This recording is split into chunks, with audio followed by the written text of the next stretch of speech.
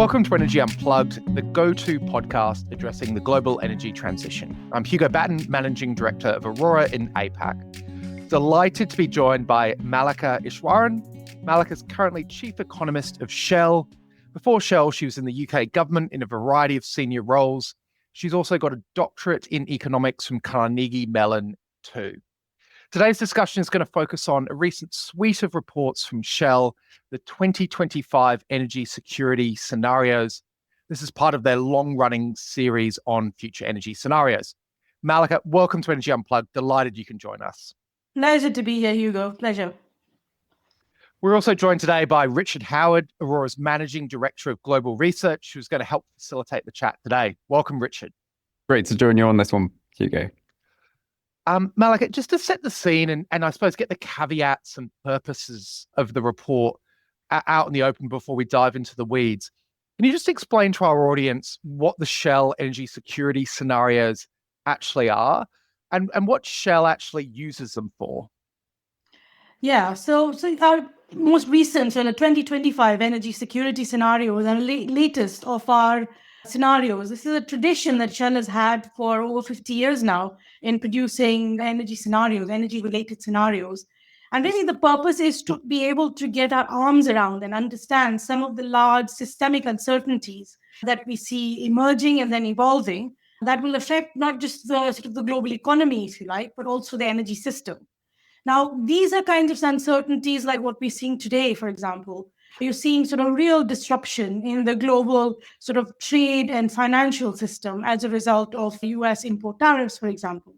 But you're also seeing a more slow burn sort of disruption happening in the energy system as it fundamentally transforms itself from fossil waste today to low carbon in the future. Now, these kinds of disruption, these systemic disruptions, we find that it's less useful to use forecast sensitivities, those kinds of traditional methods to then understand the full extent of the uncertainties and how the world might look like, down the road, not just, today or tomorrow, but, over the past few or the next few decades, if you like. So what scenarios do is help us sort of create sort of visions or paint a future in which the reality might be quite different based on how some of the trends and uncertainties we see today end up evolving. So I think it provides us a way of sort of getting our arms around these sort of large uncertainties to be able to understand the range of outcomes we might see in the longer term.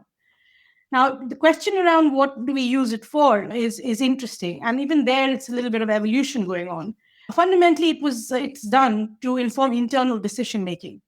So we have a lot of investments that are capital intensive, that are very long lived. So we need to understand sort of the risks and opportunities around them, not just today, but also into the longer term. And so these kind of scenarios and these different worlds that these scenarios paint help us then to understand these risks and opportunities around different elements of the energy system.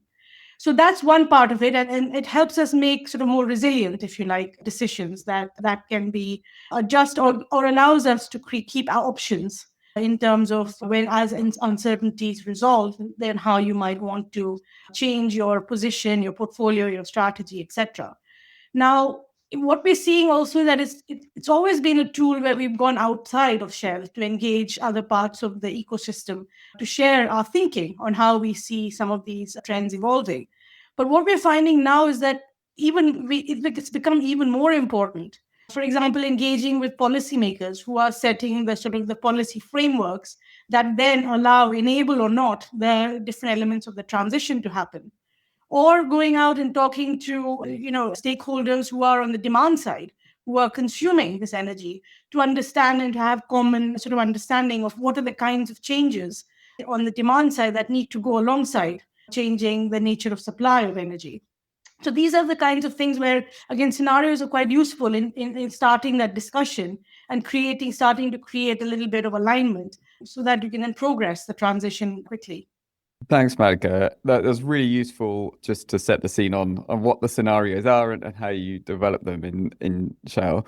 I wanted to lead off on kind of the first of a series of questions really about the modeling, how you do the modeling and get into the weeds on that. And maybe if we start on the demand side, forecasting energy demand is kind of notoriously difficult because it's influenced by so many different things, GDP, population, obviously as headline drivers, but also more nuanced trends, such as changing composition of an economy, and especially the advent of new technologies, which you major on in this report, especially with a deep dive on AI. I wondered how you approach sort of parameterizing that and getting that into your models, and if there's any key differences across the three scenarios. Yeah, so great question, by the way, because that's part of the scenarios sort of tradition and the magic that happens in shell scenarios. So I think one of the key first steps, if you like, that we do when producing these scenarios is to identify 3, maximum 4 mega trends or uncertainties that we see. So it's not about just making a bucket list of all the things that we are seeing emerging and all the uncertainties around those things we see emerging, but also sort of looking and seeing what of these are really fundamental to how the energy system is going to evolve. So I think that is really the first step, is absolutely crucial when we start this scenario development process.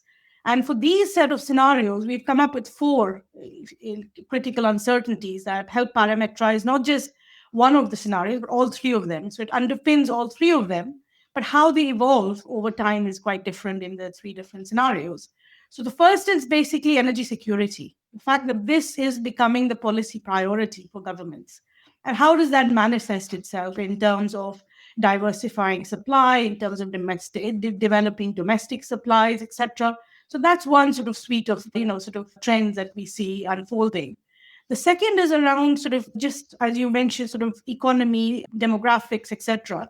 We see population increasing, we see standards of living increasing, and what this does is pushes up energy demand, because as people around the world sort of demand sort of more products, more services, pushes up energy demand. The third sort of mega trend we're seeing is that the climate continues to warm, and we estimate that we have less than 8 years to exhaust the carbon budget for 1.5 C. And so with that, you're getting associated climate impacts coming through, which is affecting the real economy, which is affecting society. So that's the third sort of suite of mega trends.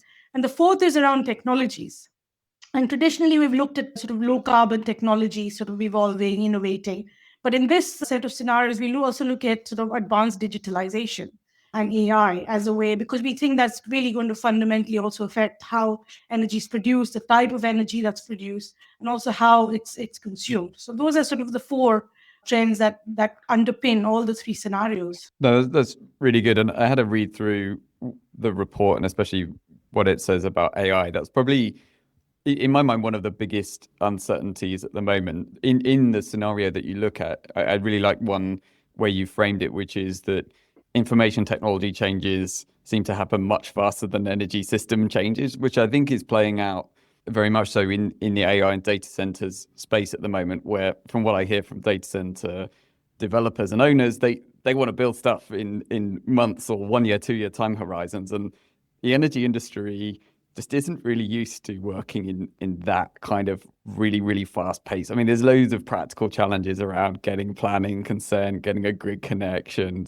lining up your supply chain, all the usual stuff, which it just seems there's a real mismatch of expectations, let's say, between what's going on in the data center space and what's going on in the energy industry that's trying to serve it. I suppose I'm interested in any comments you have on that, but also how on earth do you kind of like put that into your model and parameterize it somehow to say which way we're going to go? Yeah, so this is when we picked up this sort of topic of AI, advanced digitalization, we really wanted to kick the tires on how significant is it for the energy system? What is it going, and what is the nature of the changes it's going to drive? So we started from the point of saying that, well, this kind of technology will drive productivity enhancement. So this is a techno-optimistic scenario. We're not saying it will happen, but we say that if this technology realizes its potential, so that's going to drive productivity gains across the world. And again, with that, that pushes up energy demand, because you're looking at a higher growing economy and a bigger economy, if you like, in 2050. And so that pushes up energy demand. But that's sort of like on the surface. Below that, we sort of looked into what does that do to the nature of energy demand and the timing of energy demand and supply balancing out. And the one thing we did see was that, okay, it pushes up energy demand overall. And in particular, it pushes up electricity demand, because that's the nature of the technology. It's really driving that electricity demand. But And so initially in the next 10 or 15 years, we see this real sort of push up of energy demand compared to our other two scenarios because of this technology coming in. But then what we see and what we assume is that over time, the uses and applications of this technology will become more obvious for the energy system. You're already sort of starting to see, the ability of this technology to help forecast wind output, the ability to sort of integrate the grid and optimize the grid itself, transmission and distribution. So these kind of uses will emerge. And I think what will happen is that they will then help moderate energy demand, so to make it more optimal, make it more efficient, and also just enable sort of a more low carbon system, electricity system, to deploy quicker because of the ability of the technology to integrate all the modular components of this low carbon energy system, whether that's generation, storage, whatever else. And so I think after in the longer term, you see this sort of effect of both moderating demand and also changing the nature of supply towards low carbon. So there are benefits of the technology. So again, so the unpicking these different trends and playing them out, I think is sort of the sort of innovation, if you like, of this third scenario that we produced. That's really helpful, Mallika, the explanation there. I wonder, just a broader question again, if we zoom out, are there any surprising aspects for our listeners about how you approach the demand forecasting side? If you sort of think across the three scenarios, what might be the sort of most surprising insight that you came to whilst going through this work? So I think one thing to be clear about is the demand sort of forecasts are based on the assumptions we make going into the scenarios. So it's building on the four sort of key trends, but then playing them out sort of slightly differently in the three scenarios. And that's what then it creates the demand profile. So it's something that is a result of the assumptions and narrative that we have created for the scenarios. Now, for example, in Horizon, it's a scenario which is the most climate optimistic, the one that the world gets to net zero by 2050. In that, we assume a large amount of electrification. So electrification pushed out to the max. And what that does is it produces a lot of efficiencies in terms of energy demand. So, EVs, as you know, are more efficient than internal combustion vehicles. Heat pumps are more efficient than boilers, gas boilers. So that kind of efficiency from electrification sort of drives down and moderates energy demand. So that's what you see in Horizon. In Archipelagos, what we see is that, again, there is an energy security driver, which makes countries pivot from sort of imported energy, which tends to be mainly fossil, towards domestic sort of sources of energy. And in a lot of these growing economies, that tends to be renewables based. So you're seeing that shift anyway happening from the energy security perspective. But you don't have the wholesale sort of electrification, the financing, the policy frameworks, the technology spillovers, the policy learnings. You don't see all that coming through. So again, you see the electrification does happen, but it's not to the same extent as Horizon. And so you don't get the same efficiency gains, if you like, as Horizon. So you have energy demand being higher in Archipelagos. And in Surge, as we just discussed, it's a whole different dynamic around what is the electricity demand from data centers, from hyperscalers, and then how does that eventually enable that technology to then provide benefits in terms of system optimization, efficiency, integration of modular, low carbon bits, components of the system, etc. So again, it creates a profile where energy demand increases for a while, but then you start getting the benefits of that technology in moderating demand and in enabling low carbon. This is where I can see the scenarios framework is really, really useful, because there's such wide uncertainties on the overall pace of demand growth and how sort of efficiency gains can compensate against the underlying growth of demand in energy services, but also getting into the weeds, kind of the regional pattern of growth and the technology focus. Those are some of the sub-themes you're talking about, which through the three scenarios you work with, that's a really helpful framework to kind of draw out, almost pull towards the different extremes across the three scenarios you have, rather than trying to make a central case which combines your best case view on any of this, which I think would be very hard. I always get asked, what's our central case? And I always say that's not the purpose of scenarios. We don't create a central case and we don't put probabilities around the scenarios, which then helps create a weighted average kind of central case. I think the idea is to enable thinking, pull apart some of these trends, and to fully understand how different the different worlds might look like based on some of the choices and some of how these uncertainties are resolved.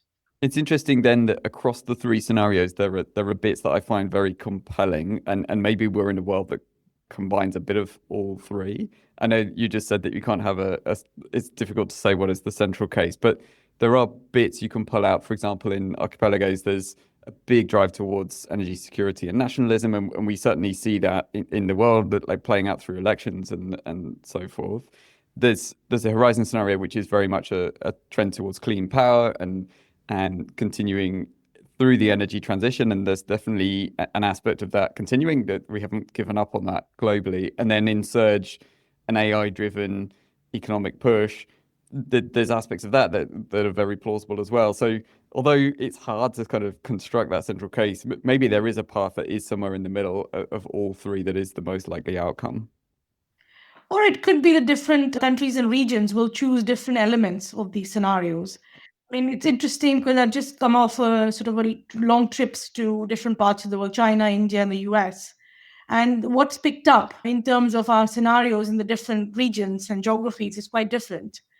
So there's definitely was a lot of interest in how do you keep global markets open? How do you continue to ensure that the flow of sort of low carbon goods happens, sort of in a free manner?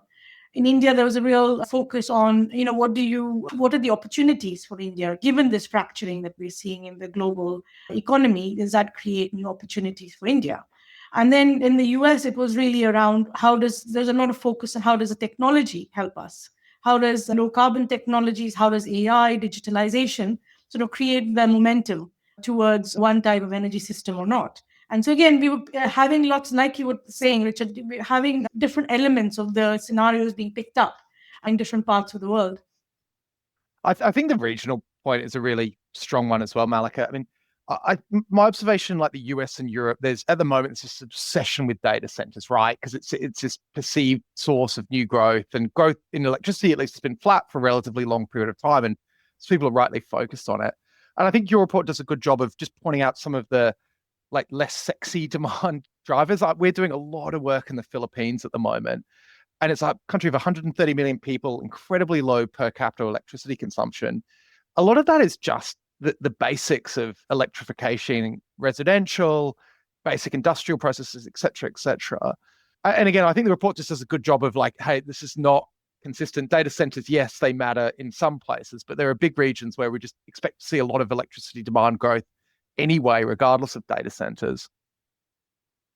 Yeah, no, I think that's right. And also these are regions where, if you look at horizon versus archipelagos, you could see very different outcomes for these developing countries, whether in Asia, Latin America, or Africa. And that's because of, again, in horizon, we assume that there is some consensus around climate at the global level. And there's sort of, collaboration around technologies, policies, financing to help a lot of these developing countries sort of leapfrog, if you like, to renewables as they increase energy access, as the energy demand increases. Whereas in archipelagos, you find that particularly the financing element doesn't come through. So the global financing that's needed for countries like Philippines, Vietnam, and other parts of Africa to actually put in the infrastructure, to put in the new generation, doesn't really materialize. And so you have energy demand growing in those countries, but it tends to stick with the traditional sort of fossil-based system for longer. And that has very big energy emissions implications. And you can see that between the two scenarios. Mallika, I'm going to move us on to a different topic.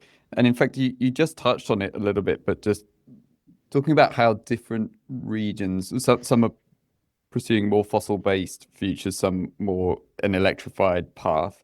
And so maybe if we flip to talk about the role of gas through the transition and the emissions pathway, could you tell us a bit about what the report says about future gas demand across the different scenarios and regions? And then maybe if we double click into how gas is used in the power sector specifically. Yeah, so I do get a lot of questions about what the scenarios say on gas demand, but yeah, so all three scenarios. So we see that all three scenarios set out sort of the decadal process of energy transition, right? So we're seeing quite a bit of development of the low carbon system, particularly around renewables, but also, starting to see the low carbon fuels bit come through. But it takes time.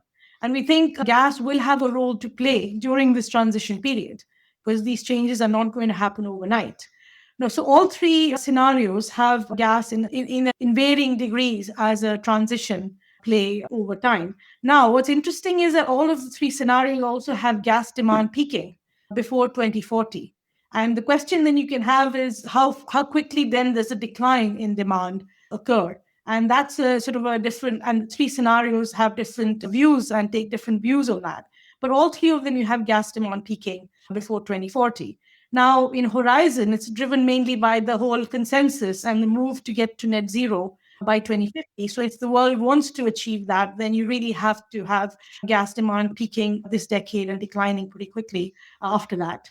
You have archipelagos where again you see that gas demand does peak in the next decade, and then it sort of plateaus, but it does start coming down. And that's because you have again the energy security lens, the fact that countries want to depend less on imports for their energy. It sees that pivot away from sort of imported gas, LNG, towards sort of domestic renewables and other sort of resources. And so again, you see some of that peak coming through. Now, both horizons and archipelagos, the play is not the gas persists, is not so much in the power sector, but it's in the hard to abate sectors, so hard to electrify sectors, where you see that because the technology and the fuels are still further behind in their technology readiness, you see that gas remains for longer in those sectors as they decarbonize. Now, surge is a different story. Here we assume that the demand for electricity for these data centers, for these hyperscalers, races ahead of the pace at which you can deploy renewables to meet that demand. So our third scenario has solar and batteries sort of deploying at the same pace as Horizon. So, the normative climate optimistic scenario. But that's just not enough, even now, for the next 10, 15 years to meet all the demand that we think will come from this technology. And so gas has a role to play in power in that context. It plays in to meet that demand alongside to pad out what you can meet through solar and batteries combination, for example. And so that you do have that persisting till 2040. But even after that, once you start getting the benefits of the technology coming through in terms of optimization of the system, efficiencies, etc., then that also plateaus and starts declining post 2040. Mallika, maybe just a follow-up question. I didn't actually see this covered in your report. So, Richard, maybe it's something you have a view on as well. And maybe because for our listeners, I'm in Canberra at the moment, the capital of Australia, and this is one of the big policy debates that the Aussies are going through. There's this recognition, particularly in power, that we will need less gas over time. But when we do need it, it'll be absolutely essential because it might be a 2-week wind drought or whatever. So, and it's hard to decouple your electricity and gas markets, at least for the next 10, 20 years. I think the challenge that people are grappling with is you still need all the infrastructure for gas, import-export terminals, pipelines, the whole global gas system. But at least from a power perspective, you're running it in a much more kind of lumpy way. So it's incredibly critical, but the infrastructure to support that lumpiness is going to be expensive. Is that something that the scenarios grapple with, or is that just a bit too weedsy, I suppose? So we don't get into that level of detail, but we do assume that, at least in Horizon and archipelagos, that gas demand sort of increasingly is the backup, in power at least, is increasingly moves to the backup to a largely renewables-based electricity system. So again, it's required as backup, but it's not, the volumes are not necessarily, or the the rates are not necessarily going to be that high. So that is something that's built into the scenarios, at least in Horizon and archipelagos. And to that extent, we do make assumptions around what is the policy landscape going to look like to maintain that capacity, not just in terms of, sort of the regas and gasification terminals, but also in terms of just maintaining gas capacity as backup. And I think, we do make assumptions around, what the UK does, what China has done in terms of maintaining capacity as a policy priority. So I think that's built in. Now, again, surge, as I said, is slightly different kettle of fish in that gas demand in power is just shooting up. And so, to meet just the overall demand from this technology. And so again, in that case, we don't see that much lumpiness, as you said, you were coming through, at least not for the next 10, 15 years because of the trend that we see in this technology. By the way, we do assume for in this AI and digitalization that it's not just taking today's trend of electricity consumption and projecting it out. we assume that there's going to be efficiencies and cost reductions, including in terms of how much electricity these technologies, AI, advanced digital technologies consume. And it's really quite serendipitous. The week we came out with our scenarios was also around the time DeepSeek was announced. And that was exactly the kinds of disruptions that we built in to something like surge happening. Because if it does, these cost reductions and the disruptions don't happen, we don't see this technology becoming general purpose. It would remain neat and expensive. So for it to permeate and proliferate, like we see in surge, you need to have those disruptions and reductions and efficiencies in the course of the technology. So we think like things like DeepSeek are just, DeepSeek is just one sort of disruption. We expect that we'll continue to see these types of disruptions in this technology as we go ahead. Hugo, just to come in on your question and give an Aurora perspective, we also did some work looking at different scenarios a little while back, constructing a 2-degree scenario. And even in that world, so hitting 2 degrees as opposed to our central case probably hits more like 2.4 as a long run climate outcome. In a 2-degree world, there is still significant gas use globally. It's down a bit from where we are now, but not that significantly. So maybe analogous to the archipelagos scenario from Shell. So globally, there is still significant use of gas, and therefore it can sustain the infrastructure ongoing. There is quite a nuanced regional picture, though. For example, Europe is the region phasing out or phasing down the use of gas most quickly. And there, I think the question you ask about what is the future of the gas infrastructure is actually a very, very good one, where that infrastructure would be used less and less of the time as at least in power, as very much the peaking source. So we're already very much moving in that direction. So it does call into question who is paying for that, and how are we paying for that infrastructure to continue to be maintained. We still need it. We just don't need it very often. And it would also become pretty seasonal as well, the usage of that infrastructure. So yeah, great question. Someone described the role of Australian gas as, and I really like this, as the Dame Judi Dench of the power system. She's not in a movie for very long, but when she comes on, it's really important. So that was quite a good analogy, I thought. I think especially now, if you're changing a system from fossil-based to low carbon, I think the transition becomes really important. Demonstrate that this transition is going to provide you with reliable electricity and energy, and it's going to be done in a way that's affordable for the citizens. I think that's really important to then maintain the momentum that you need to transition. That's going to take decades. It's not going to happen overnight. So how do you keep the public, how do you keep society on board as you do this transition? And I think that is all about ensuring there is resilience in the system, and that you're doing things in a way that keep costs on those who are worst affected, keep an eye on those costs and keep those costs manageable.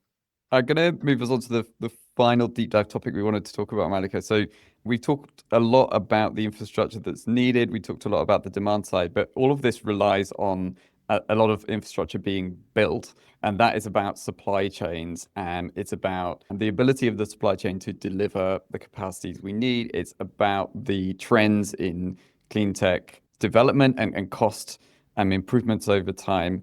And there's a lot of complexity going on there, with supply chains often going through boom bust cycles, as we've seen even in the last few years, with supply chain constraints limited by a whole range of factors at times, for example, COVID lockdowns, trade barriers, all sorts of things. So how do you go about capturing some of those supply side dynamics in your modeling exercise across these different scenarios? Yeah. So I think there's two things here, though. First is that some of this is cyclical. We saw these sort of supply chain bottlenecks post-COVID. We've seen, whether that was wind turbines or other kinds of consumer products. You saw them come through, and now you're seeing sort of the gas turbines, sort of shortages and bottlenecks as demand for electricity for AI, digital sort of increases. So I think those are sort of cyclical things where, as an economist, I would say, the market gives the incentive for further investment in the manufacturing or in diversifying the supply chains, or even in investing in alternatives to that. So I think, so that's something that will play through, but we don't pick that up in the scenarios as much as the longer term supply structural constraints. So we do look at what might be the longer term structural issues in delivering and deploying these technologies. Now, and the assumptions that go into the scenarios are sort of important in that regard.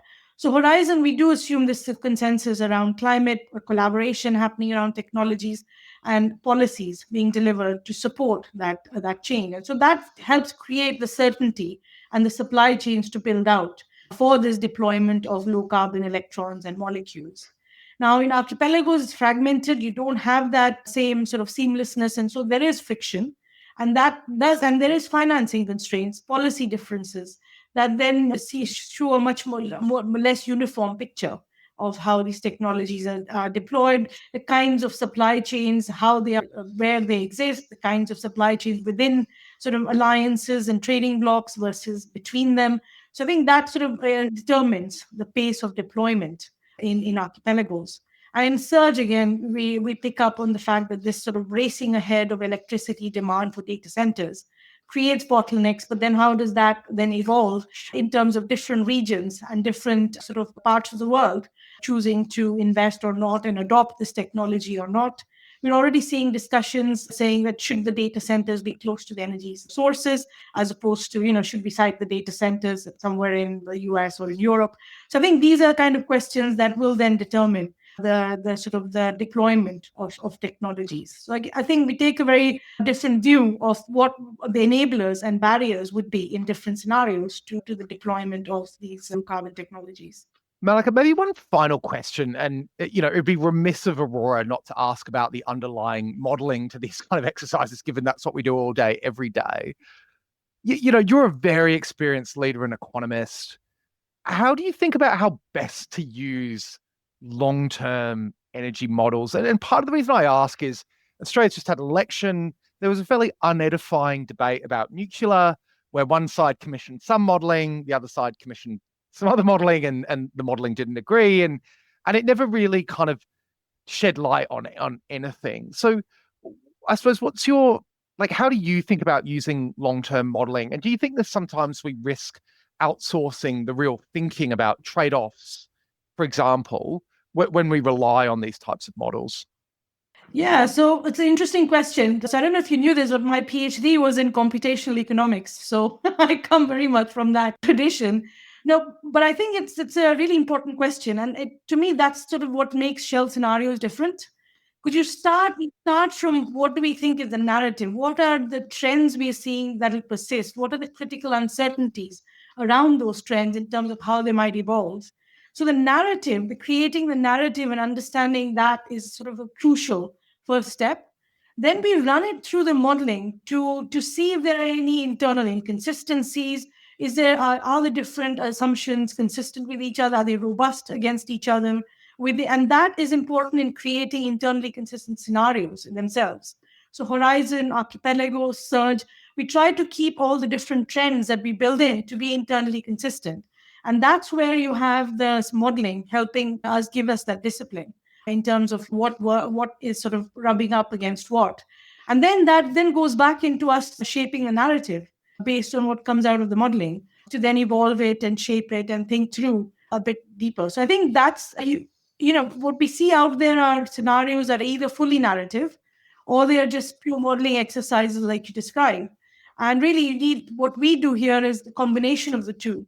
To create scenarios that are that we can stand behind, that are sort of holistic, that are internally consistent, that are robust, and that are unpicking quite different elements of the kinds of changes we might see. So I think that's sort of the magic, if you like, of shell scenarios. Maybe two quick rapid fire questions to wrap up, and I tend to finish all the pods on these. The first one, what's one hypothesis or view that you have on the energy transition that you think is at odds with the kind of general consensus out there? Interesting. So I would say that the diversity of the types of energy transition you're going to see is going to surprise everyone. I think we're going to see countries obviously want to reduce the climate impacts, address climate change. But I think there'll be other factors like, what sort of resource endowments do they have? What kind of policy pressures do they have? What kind of access to technology and financing do they come up with?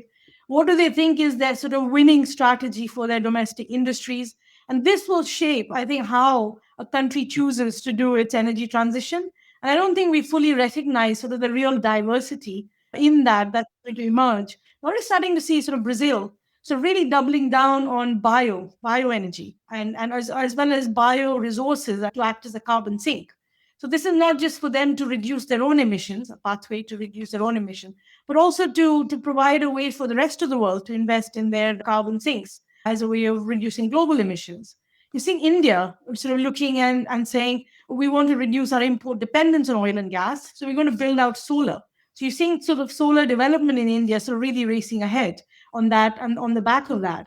And then you see somewhere like Europe, where it's sort of long-term industrial decline, they're seeing sort of this green industrial revolution as the way of reversing that decline. And so again, you see a lot of strategies developed on that basis. So I think these will all sort of lead to energy transition being quite sort of different and wonderful in different parts of the world. So I think that's not really appreciated when we sit in our sort of HQ somewhere in Europe or in the advanced world. No, totally agree. And I'm certainly seeing at the moment, I'm kind of toggling between Australia and Korea. And when you look at Korea, it's just like it kind of puts Australia's decarbonisation challenges into context, right? It's like the size of Tasmania, 55 million people, incredibly mountainous. Like they're having to make very different decarbonisation decisions. So no, I think a great one. Final one, who do you read or listen to in the energy transition space that you think is always good, thought-provoking, and relevant to your work in the private sector? So I'm not going to pick any one book or podcast, but I'm going to pick sort of a genre, if you like, that covers both. And I think this is around energy and politics. And it's not new at all, in the sense that energy has always been political. It's always a license to operate issue for any government around the world. But what we're seeing now is the nature of that politics. And you have a lot of books, podcasts on how it's getting polarized and how you're seeing sort of not just on the right or on the left, both sides. You're seeing this polarization, which is resulting in sort of populism. It's resulting in sort of discounting of expertise, if you like. And to me, that's a real shame and a challenge for what we're trying to do in terms of transforming the energy system, where really what you need is a understanding of what is a public good, what is the common good, and also, what are the kinds of trade-offs and compromises you need to make progress in that. And I think the politics is just sort of something that's driving against that. And you can see that in a lot of the podcasts, a lot of the memoirs, the books that have come out. And that, to me, is something that I spend a lot of time paying attention to, and a lot of concern around how do we navigate a middle ground that allows us to make progress and to achieve things that are for the benefit of all of us. A great place to end, I think. Mallika, thank you enormously for your time. We've covered a huge amount there in about 40 minutes, I think. Very appreciative. All the best, and thanks again. Thank you very much. Pleasure to be here. Nice, rich discussion. Thank you. And Richard, thank you for joining us as well. Thanks, Hugo. Great conversation. That was Mallika Ishwaran, Chief Economist of Shell, talking to Hugo Batten, Managing Director of Aurora in APAC, and Richard Howard, Aurora's Global Research Director. Thanks for listening to Energy Unplugged. Do keep an eye on our podcast feed for more in-depth conversations with senior members of the energy industry. The best way to do this is to follow the podcast via whatever platform you use.